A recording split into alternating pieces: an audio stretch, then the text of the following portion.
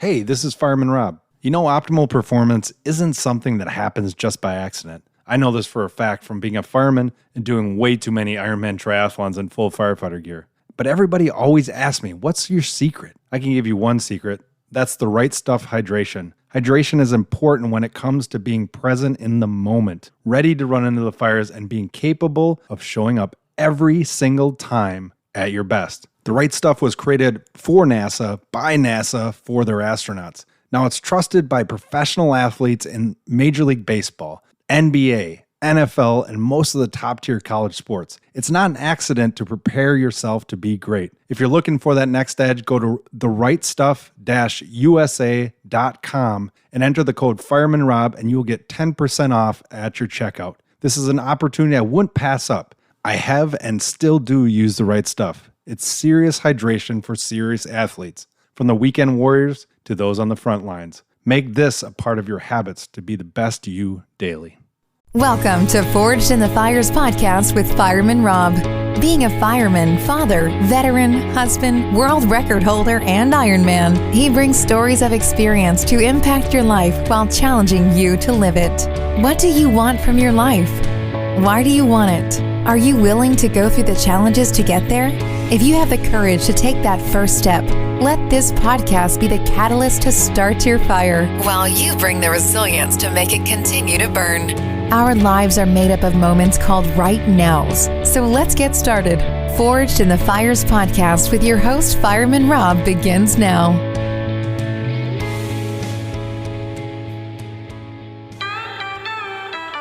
We got the same blood, the same blood. Stay by your side, it's ride or die. We've got the same. All right, welcome back to Forge in the Fires podcast. I'm your host, Fireman Rob. Today's guest, well, he does everything. And I don't know how he has the time to do everything, from being a Navy football player to now he's in the reserves to driving a NASCAR. There's so many things that we're going to get into here. It's so great to have you on the show today, Jesse Iwuji. Thanks for joining me. Yeah, thanks for having me. I mean, your resume, it's like a kid's dream. Yeah, in some ways, yeah. Is this something that when you were younger, what did you want to be when you were younger? I would say probably one of the first occupations I ever saw myself as when I was a little kid was becoming a scientist. And then after that, it was becoming a football player. And then after that was becoming a race car driver. Jeez, that's like an iconic kid's dream right there, going down all those paths. And now, you know, being in the Naval Academy. Now, that's not something that's easy to get into. It's not something that's easy to complete. On top of that, you played football for Navy. What was your aspirations when you went into the Naval Academy? Yeah, going into the academy, you know, originally I'm from Dallas, Texas. So growing up there, football was the biggest thing in the city, not only the city, but the state, right? Texas high school football is just, it's absolutely massive. And, you know, growing up there playing that, I just had really one big goal and dream, which was to go off to college and play college football. And me being from the family that I'm from, a family that came from Nigeria. You know, my parents, when they came from Nigeria, they didn't have anything. And they built their lives up from there so that they could put themselves in a better financial situation, so that the family, you know, so that we wouldn't be, you know, just poor and broke, right? Like they did what they could to put us into a better overall situation. So seeing them grind, seeing them put all the effort and time and energy into their work and their careers to get somewhere, for us, you know, me and my two brothers and my sister, we took that upon ourselves, like, hey, we got to outdo what they did, right? Because that's part of our culture. Our culture is whatever your parents did, you have to become better than that. Like you're like an absolute failure if you do not become better than your parents. So like that's the thing. You got to be there. Like I fully expect one day when I have kids that they do more than I did and become way better than I was. So and it's all possible, right? So for us, you know, we were grinding, trying to figure out a way to get into college, right? So we you know, me and my brothers, we focused on football, and my sister, she focused on track and volleyball and basketball. She did them all. We were very fortunately blessed to all have the opportunity to get recruited to Division 1A schools. And all of us went to school basically for free to play sports. Wow. Both of my brothers went to Texas State University, played football. My sister went to Arkansas State University and ran track. Okay. And then for me, the Naval Academy is who recruited me. And I had a few other schools that were recruiting me, but I just looked at the Naval Academy as a really good opportunity to go to a great school, get a great education, be able to play football for a great team. And then when I graduate, be able to start a career and have something I could, if I wanted to, stay in for the next 20, 30 years. You know, if I wanted to be a military officer for basically the rest of my career, I could have done that. Funny thing is I'm still in. I'm 13 years in now, but, I could basically go as long as I wanted to. So that, for me, was really attractive, knowing that I could graduate college and not be a bum, because I see that happening all the time, where a lot of kids graduate from college, and become bums. It doesn't even make sense to me, but I guess so. I felt like I needed to set myself up for future success by going to Naval Academy. So that's why I went. And while there, I learned a lot more about the Navy. I learned a lot more about serving. I learned a lot more about just other opportunities too, outside of everything they were doing, and just where life was going to take me. And that just helped me really kind of be more reassured that I made the right choice.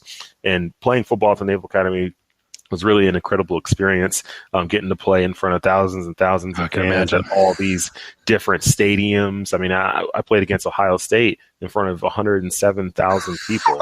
I mean, that's like probably more than what is going to be at the Super Bowl, you know? So, exactly. Exactly. And a lot louder. Yeah, exactly. So it was really good time.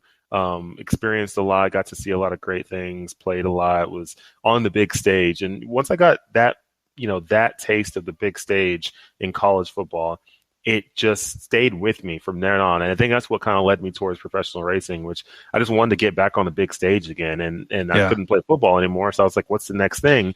And I was like, I like cars. I like going to a track. Why don't I try to become a professional race car driver? And basically, I gravitated towards the big stage again there. I love that. And the challenge, one of the posts that I saw that I loved, it was 2 years ago, where you were talking about your mom used to fetch water from rivers when she was 11 to bring home. Like that culture that your parents came from, how they were raised and and I love that you have to outdo your parents. What kind of instilled in you kind of, I'm going to go for everything? I know that, that's the way that you wanted to be better than your parents, but what did their struggles and their challenges and their ambition to go to America and make a better life? What was that ambition? How did that translate to your life and your continued life? How it really transitioned from their life to ours was really kind of this whole thing of just like success. Like that's just the motto of Nigerian folks, especially who immigrate, overseas, going to different places. We have to go succeed. We have to make the most of it, because where we came from, there isn't as much opportunities, there's not as many opportunities available, and to squander it, but to go somewhere else where there's a lot more opportunity, like the U.S., and to squander it, to not become something, to not achieve anything great, it's just embarrassing, right? Like, why? Like, how can you not? Like, there's way too many possibilities out here for people to look into and take it and run with it, right? So, like my dad ingrained that in our minds from an early age. He told us what his dad expected of him, and then he basically told us what he expected of us, and then that was it. There's just no question. Do I want to know what he told you?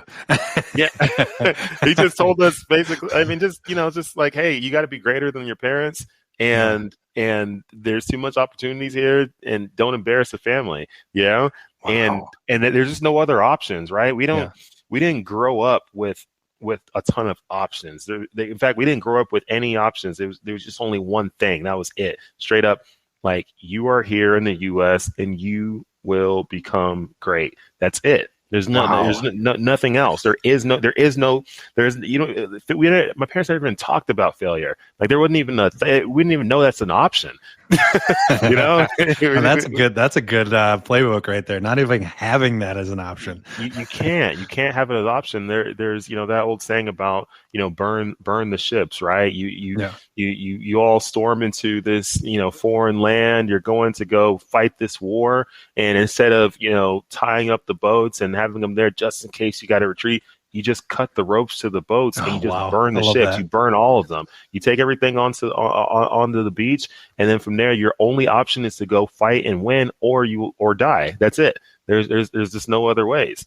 And when you take that mentality into everything you do, you find yourself basically succeeding in everything you do. And that doesn't mean that you're not going to go through trials and tribulation. I'm not saying that life has been perfect. Everything I've jumped into, I've had many, many struggles. I've started off good, then went really bad and then got better, or started off bad and then went good.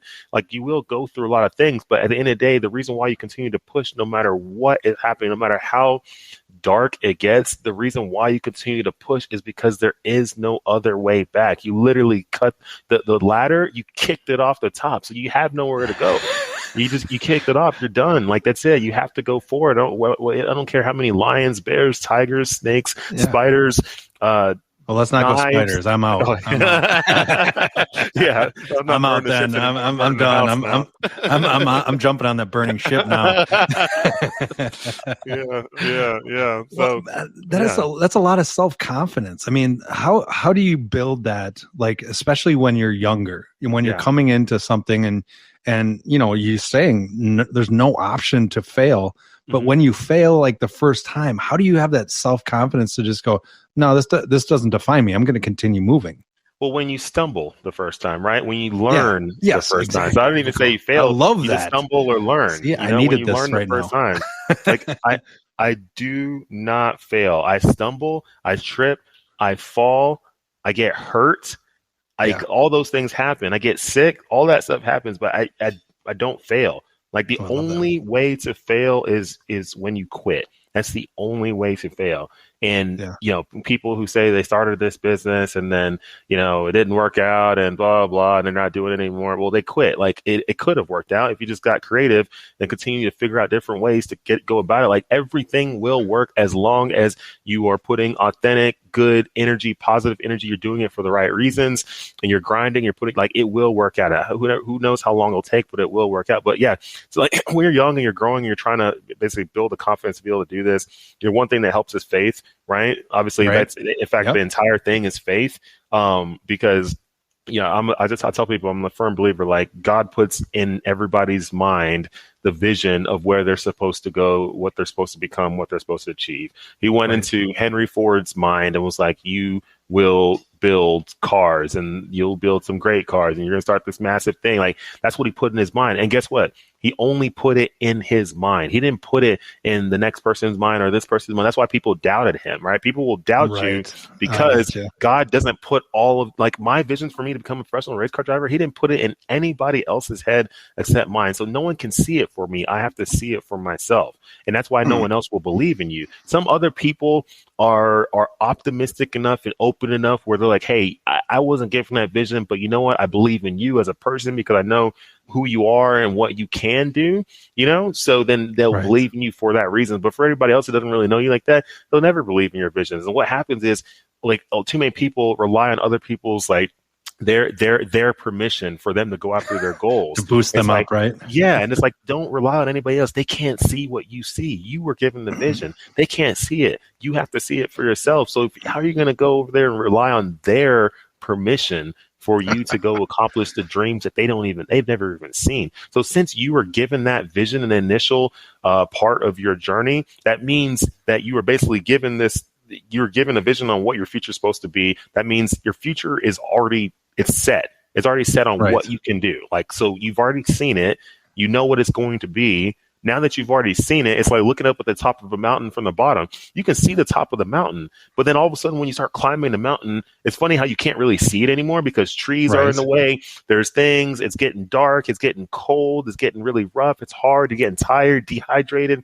All this stuff happens along the way going up. And what happens is people start quitting. They're like, you know what? maybe the top of the mountain isn't there anymore. I'm just going to go back down. No, it never disappeared. It's always there. But along the way, it will be rough. It will be hard. But guess what? If you've ever like hiked a steep hill, it hurts going up and it hurts just as bad going back down. So why go back down? You're halfway up.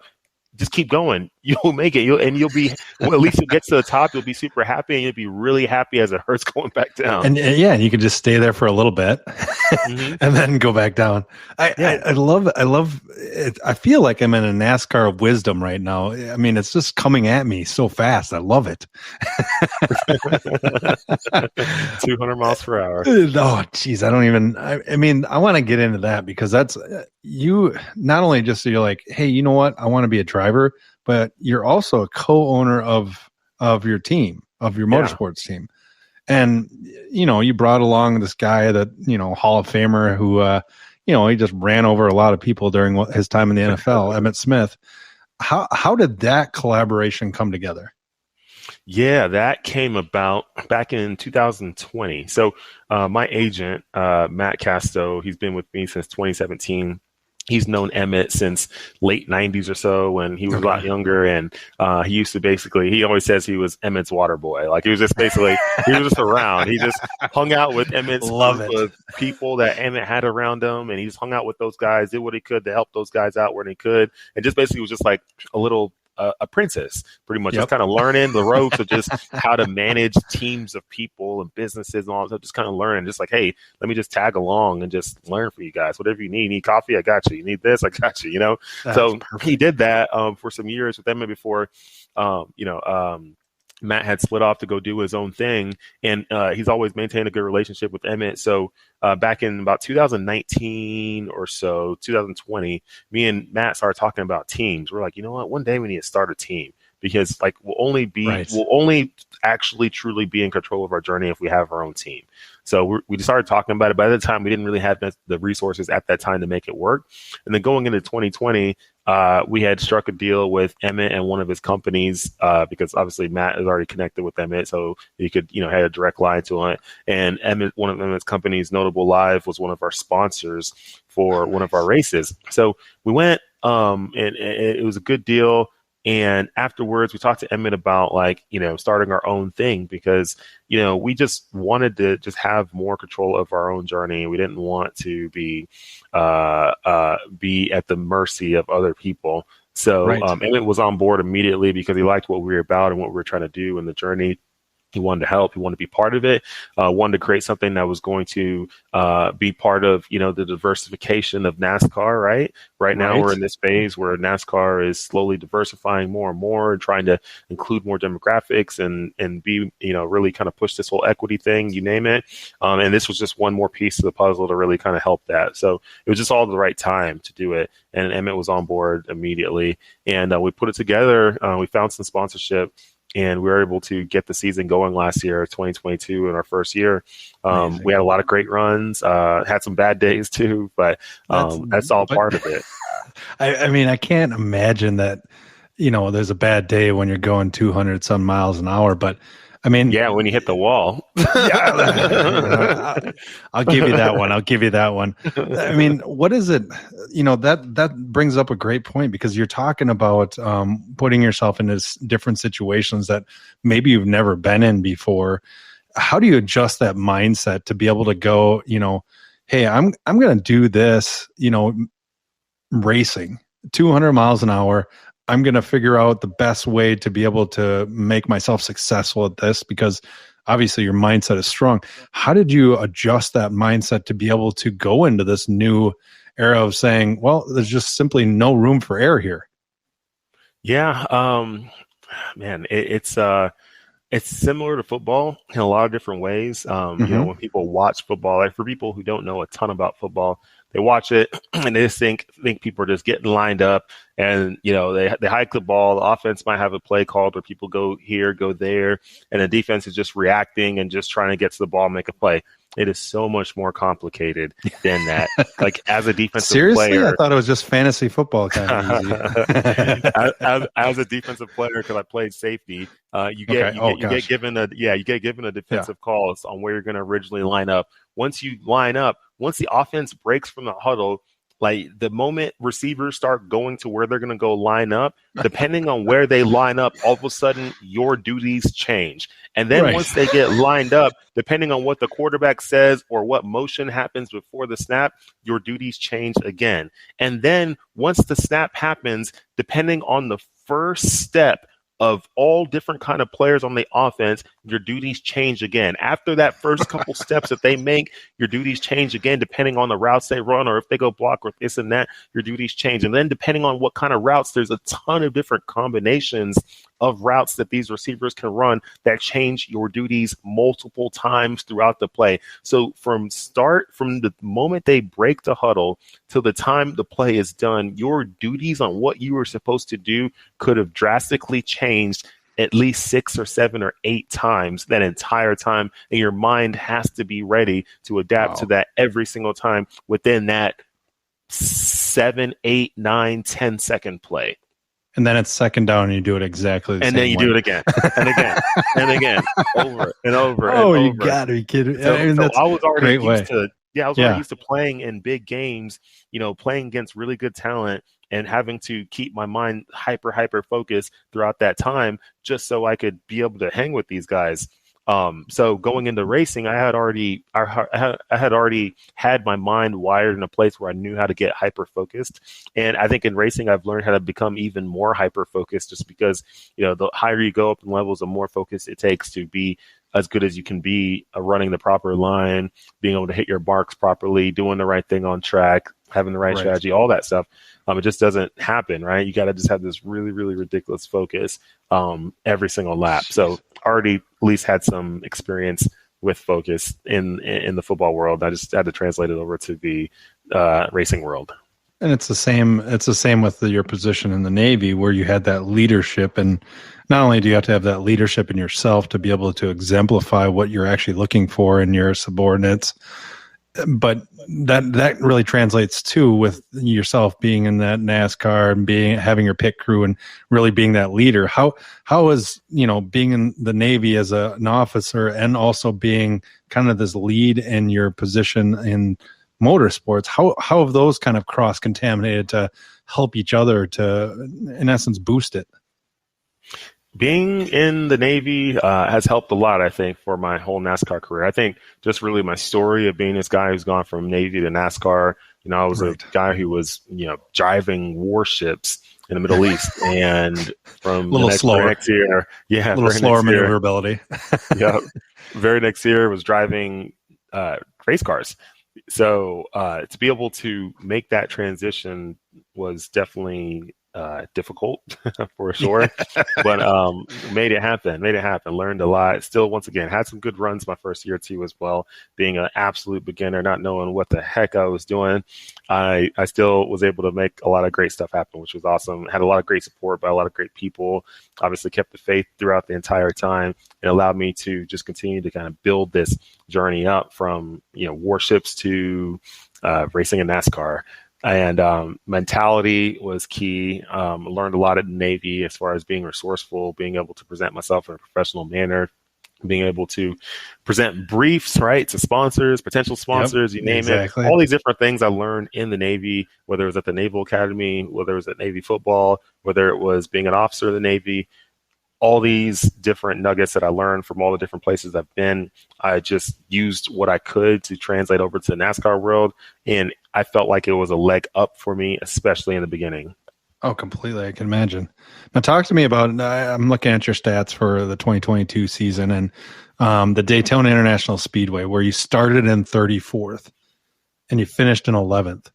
Talk me through the mindset of how you chop away at positioning. How you because it's how long was that race? Oh man, that was a long race. It was how many laps? Well, the laps didn't seem like a lot, but it's a massive track, so it was a long. Oh, we didn't start that race. Yeah, we didn't start that race because of rain. We didn't start that race till like 10:30, 10:45 p.m. Jeez. Yeah, that's when we started. I remember at 1 a.m., my spotter was like, man, it's getting pretty late. And I'm like, yeah, it's 1 a.m. We're like racing still. So, but Lord. Yeah, as far as that race, it was definitely an interesting one for sure. We were going into Daytona. We had a lot on the line. We were really trying to gain points back after a very slow start to the year. and every single race mattered.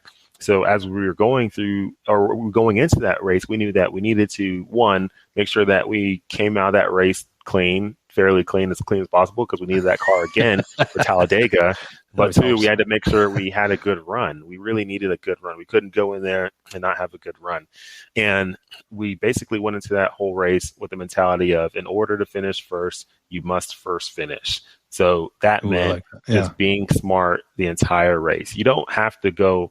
You can go sit there early in the race fighting for top 15, top 10, all that stuff, but you ended up getting caught up in messes that you don't want to be in. So we took the strategy of, we have a car that was fast, we have plenty of power, we have plenty of speed, we can catch up to anybody at any point. Let's just sit in the back and just wait it out. And we just sat right in the back. We didn't let the pack leave us. We just sat at the very tail end the entire time. We found our little groove, and we kind of we weren't in the very, very back. We were basically kind of just sat somewhere in the 25th to 30th place area, just most of the time. And it was in the right spot where if anything happened, we had plenty of room to just dodge things, but also too, we weren't right there in the mix. And we did that for the entire race. And even towards the end, we just continued to kind of keep that strategy. Even when I saw many, many opportunities to jump into the top 10, top 5, potentially, we just held strong. We did what we had to do, and we finished 11th.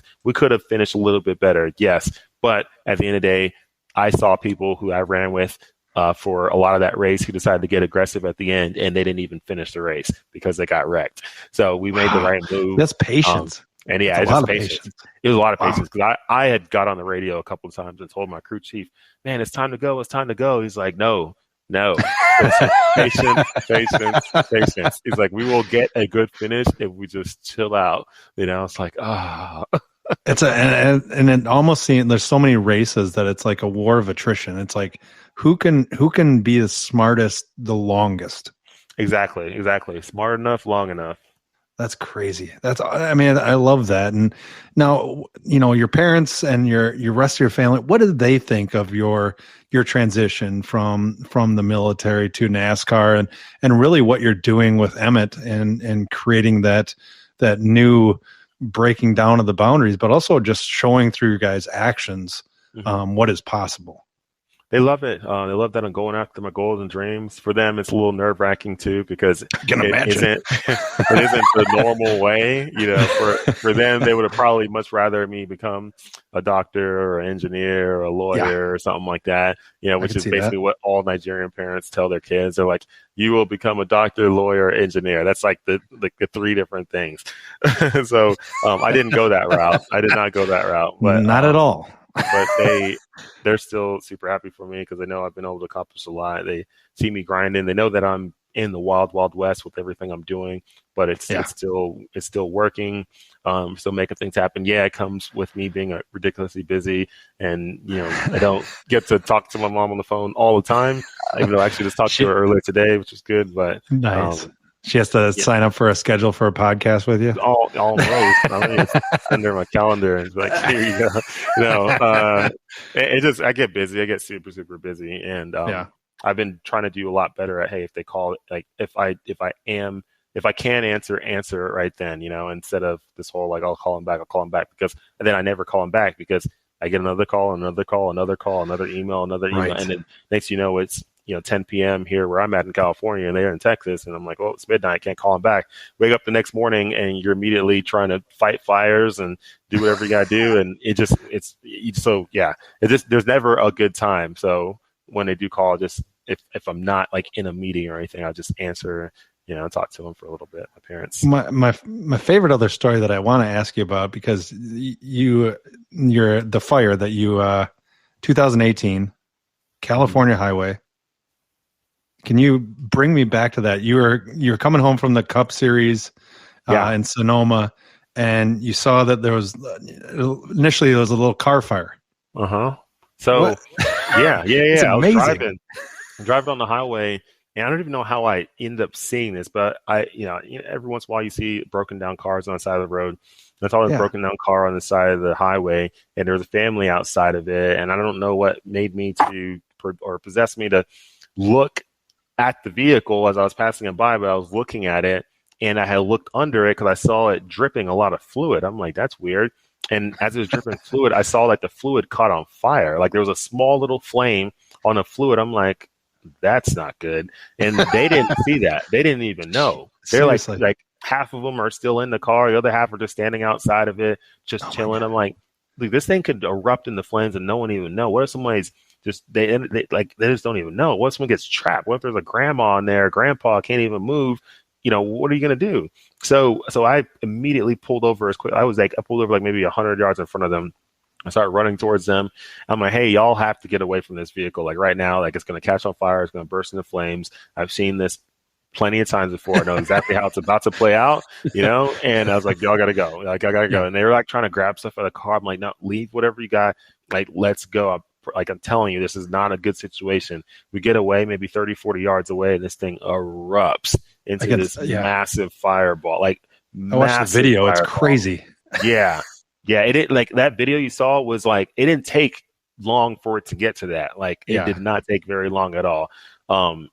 It was bad. And I was like, oh my gosh, I'm so happy I like stopped and helped, because nobody else was really stopping and helping. And who knows? Like, you just don't know what could have happened, and because I had the chance to help save someone or people, I was like, you got to do your part, right? Because I would hope that if I was ever in that situation, someone would stop for me and help me.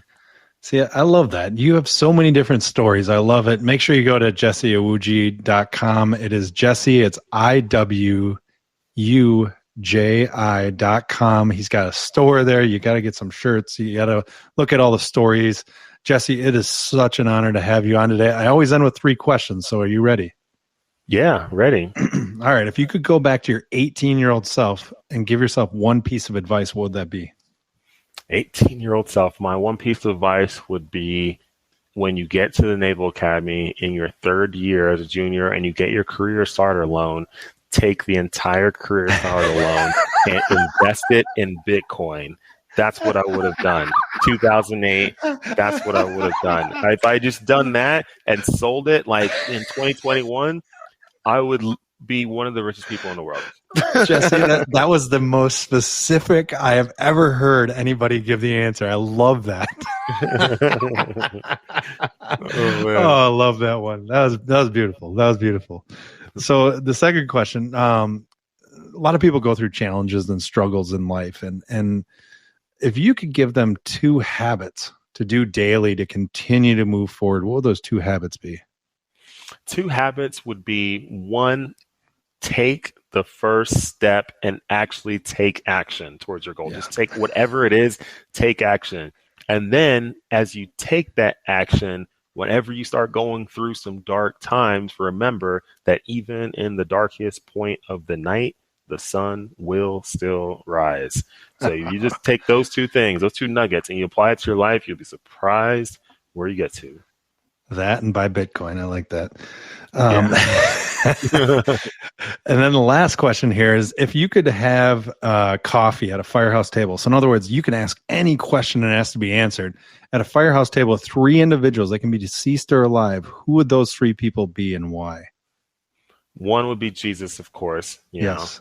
And then 2, who are the other 2 people I would like to have at the table? It'd be nice to have Elon Musk at the table, and then other person would probably be Denzel Washington. Oh, now that is a group right there. Yeah, I think a lot of greatness would happen. I think so too. I like it. Well, Jesse, it's been such an honor, and continue to keep inspiring people, because what you do is through your actions is just amazing. So I appreciate you being on today. Thank you so much for having me on the show. Thanks for listening and supporting the Forged in the Fires podcast with Fireman Rob.